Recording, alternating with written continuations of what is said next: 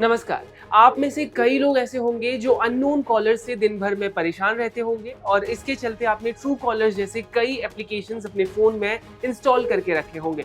पर अब आपको ऐसा करने की ज़रूरत नहीं पड़ेगी क्योंकि इंडियन गवर्नमेंट और telecom regulatory authority of India यानी TRAI ने टेलीकॉम कंपनीज़ को निर्देश दिया है कि वो अब से लोगों के फ़ोन में कॉल करने वाले व्यक्ति का नाम डिस्प्ले करेंगे।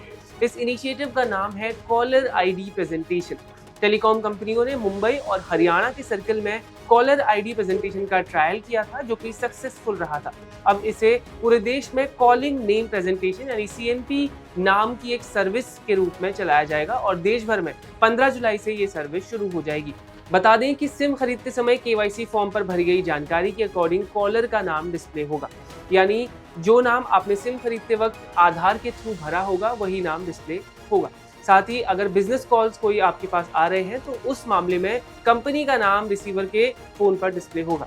स्पैम कॉल्स, फ्रॉड कॉल्स और साइबर क्राइम पर रोक लगाने के लिए सरकार और telecom regulatory authority of India के दबाव के बाद टेलीकॉम कंपनीज ने ये सर्विस शुरू करने के लिए राजी हुए हैं।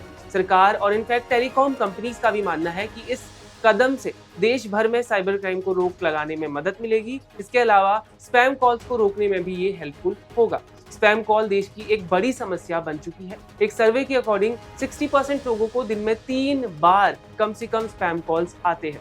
आपने अगर ट्रू कॉलर का इस्तेमाल किया होगा तो CNP सर्विस भी कुछ वैसी ही है, जो अननोन कॉल्स और spam calls, potentially fraudulent calls के बारे में पहले ही रिसीवर को आगाह कर देगी।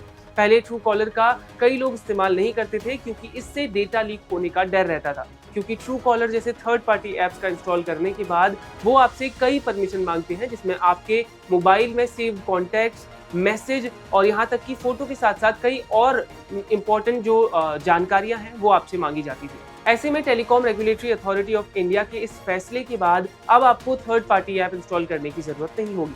कैसी लगी आपको ये इन्फॉर्मेशन, हमें कमेंट करके जरूर बताएं। धन्यवाद।